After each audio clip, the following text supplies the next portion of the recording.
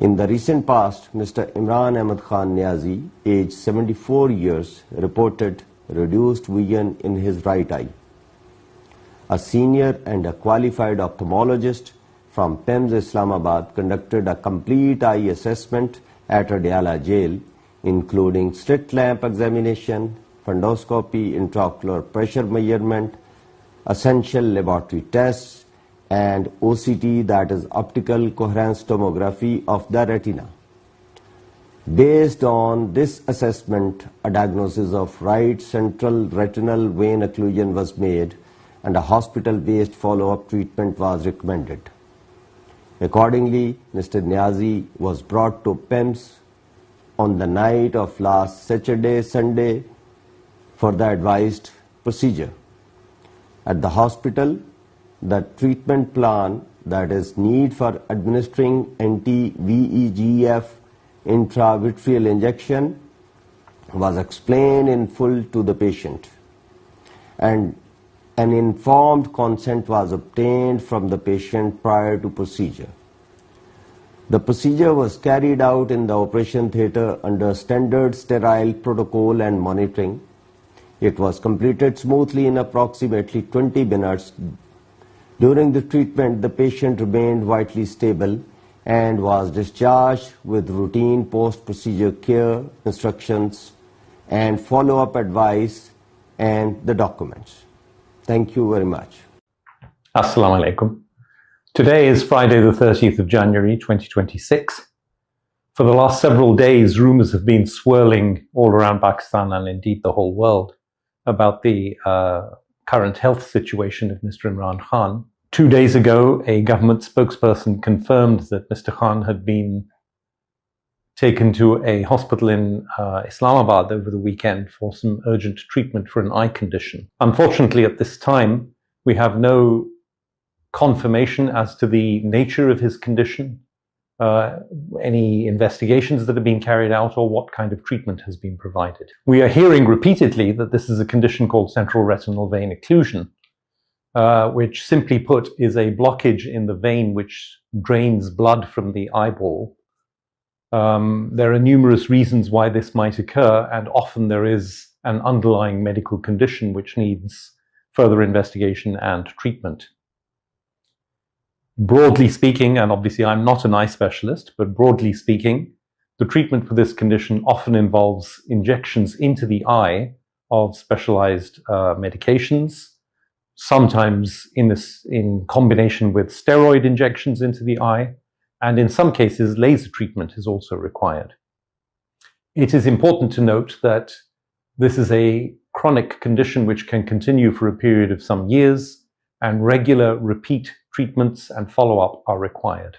We have every confidence in the abilities and professionalism of the physicians at the hospital in Islamabad, where Khan Saab is said to have been taken for treatment.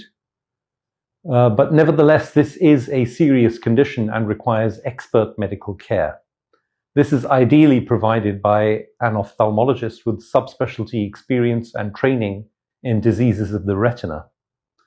To the best of our knowledge, there are no retinal specialists at this hospital in Islamabad. If there are, and it was in fact a retinal specialist who saw Khan Saab, then all well and good.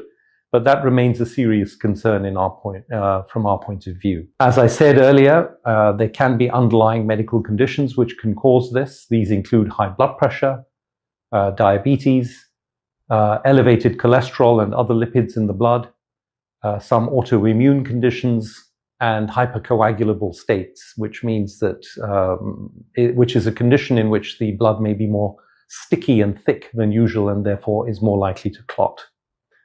It is therefore essential that Khan Saab also undergo investigation for these conditions and treatment if in fact any of these were found in his case. This is why it is extremely important that he be seen not only by an ophthalmologist with experience and training in retinal diseases, but also by a general physician, and ideally by someone such as myself or my colleague Dr. Faisal Sultan, who are familiar with Khan Saab's history over the past many years. Yesterday evening, I received a phone call from Khan Saab's legal team, in particular Mr. Salman Akram Raja, suggesting that it might be possible that we would get permission to see Khan Sahab late last night, so the night of Thursday, the 29th of January. I asked a colleague, Dr. Khurram Azam, who is a renowned ophthalmologist and a specialist in retinal diseases here in Lahore, to accompany me. He very kindly agreed to do so, literally at a moment's notice. And we drove up to Adiyala jail last night. We got there just before 11 p.m. Unfortunately, permission could not be obtained, and so we were not able to see Khan Sahab on this occasion. We left the vicinity of the prison sometime after midnight last night. It goes without saying that we are happy to go again as many times as necessary, and whenever the legal team feels that permission might be forthcoming, or when in fact permission is obtained. I want to just state very clearly for the record here, I've been hearing and seeing some interesting stories on social media and elsewhere over the course of today, which I mentioned only to issue a strong disclaimer. There are rumors that we were mistreated in some way by the authorities, or that we were made to wait 12 hours in the cold, or indeed that we asked or suggested that Khan Sahab should be admitted to a specialist hospital in Islamabad or elsewhere for a period of some months. These are all categorically untrue. We were not mistreated in any way. We did not have to wait any longer than we wished to, because it became apparent soon after midnight that we were not going to be given permission. And we did not at any point say that Khan Sahab should be admitted for a prolonged period to another hospital. What we did say and stressed repeatedly then, and I'd like to stress that again today, is that this is a chronic condition. It will require repeat visits to hospital. Any treatments to be administered for this condition need to be done in hospital, as was apparently the case on the first occasion earlier this week. And so we would certainly request the authorities to ensure that Khan Sahab has access to a retinal specialist, an expert in this condition, and that he be given the care appropriate to any citizen of Pakistan, or any human being indeed, for a condition like this. This is not a condition that can be treated in prison. He will need to keep going to hospital for repeat treatments and for follow-up for the next many months, and perhaps a period of up to 2 or 3 years, wherever he is during that time.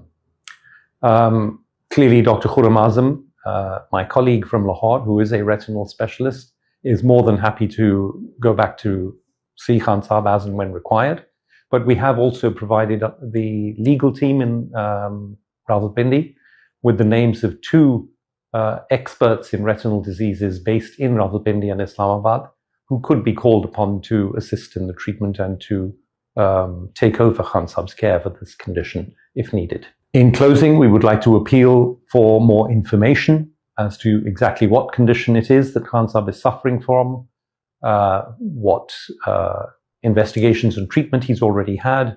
We would like to appeal for access to Khan Sahab, to be able to see him as his physicians of record for the past 20 years or more. And we would like to appeal for the ability to participate in his care going forward. Thank you very much.